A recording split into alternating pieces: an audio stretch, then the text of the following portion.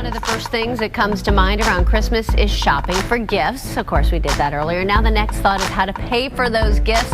It's easy to get carried away this time of year, but financial advisor Rob Wilson says don't do it. He's here for Money Monday with some tips on holiday budgeting. Rob, good to see you. Good to see you as well. Yes, I love the shopping, but I hate the paying for it. Yeah, and there were a ton of people out there shopping over this 4-day shopping weekend. As a matter of fact, there were more people shopping out there online and in stores than ever, and they collectively spent about $57 billion with a B dollars. So if they weren't paying for cash, those chickens are going to come home to roost at some point, and you have to pay those bills when they come due. So you've got some advice on how we can not have to, deal with all this later. Starting with number one, develop your discipline. Yeah, here's the thing. If there's one thing that I hope people ask for and get this Christmas, it's discipline. Because listen, all of the budgeting tips and tricks and tools that we give people, none of them will work if you can't control yourself, okay? So you've got to develop some discipline, and you've got to start by putting a budget together. And you can't start with people's wish list. You have to start with your own income and decide what you can afford to spend on these gifts. That has to be the starting point. Second of all, you've got to start saving all year, okay? It always surprised me that people seem surprised that Christmas is going to come up, and it comes up at the same time every year, okay? So realistically, you can start now saving for next Christmas, okay? People are going to spend on average about $737. That's $60 a month or $15 a week that they can start spending or saving throughout the year, so that you're not caught off guard and you don't have to start putting things on a credit card when you want to buy these gifts. I never thought of it, breaking it down. $15 a week would give you about $737, which is the average come December. Right, and you could, and that way you set your discipline up in a way that's not this sort of mental accounting. You put that in a separate account, which is my next tip here. Okay. And that way you know, this is how much I'm going to spend. I've already made that decision. Once it's gone, it's gone, and you may have to turn into the Grinch at that point, but at least your budget won't be a total wreck.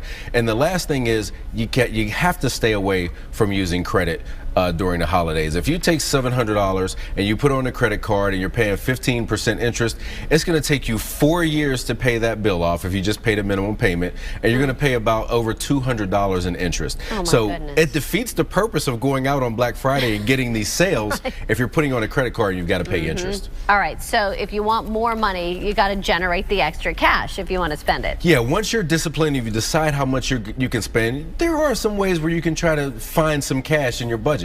First of all, take a look in your wallet and see if you have some unused or partially used gift cards. I just did this last week. I had a Home Depot gift card and a gift card from Lowe's that had some money on there. I didn't have any plans on doing any home improvement, so I got on a website called cardcash.com, and I was able to sell those gift cards. And you pay a little bit for that. You get maybe 85 or 90% on the dollar, but I'd rather have that cash in my hand so I could go do what I need to do with it rather than just sitting collecting dust in my wallet. That's a great idea. Then you can just sell what you already have and you're not using? Yeah, this is a great idea. I tell people, sell your crap. I'm sure if people think back to last Christmas, they've got a ton of things hang up in the closet that have tags on them that they haven't worn in years. And it's also great that because technology is changing so rapidly, the iPhone or the iPad that you bought last year, there are new models out. You can sell those and generate cash to maybe you don't need anymore, or maybe you can upgrade to the newer model. Great idea. Someone will always want it. And then donating, you don't think of that as generating money, but yeah, this might not give you an immediate cash infusion to your wallet, but if you can't sell any of those items, take them to Goodwill, Salvation Army.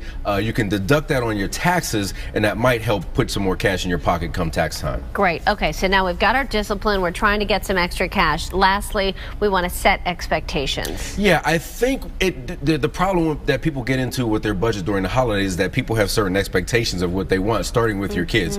So you may want to sit down and have a discussion with your children. They may not be able to get everything they want, but if you can bring them into the process and let them tell you what things are most important, this is a great time to talk about needs versus wants and priorities and money with your children.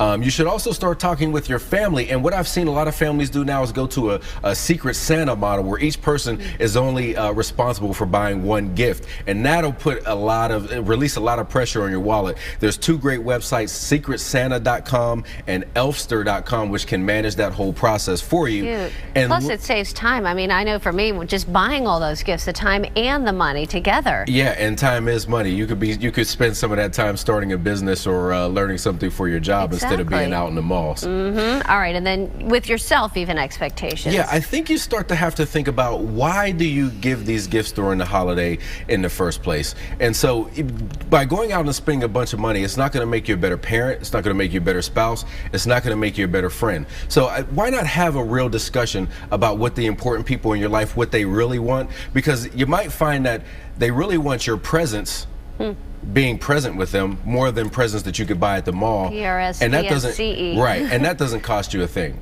And even just baking cookies or something homemade. I'm all about homemade gifts. Do it yourself. It's the thought that counts. So you don't have to go spend a bunch of money. Just make sure the thought's there and your family will be happy. Wonderful, Rob. Great advice. Thank you. Happy holidays. Same to you.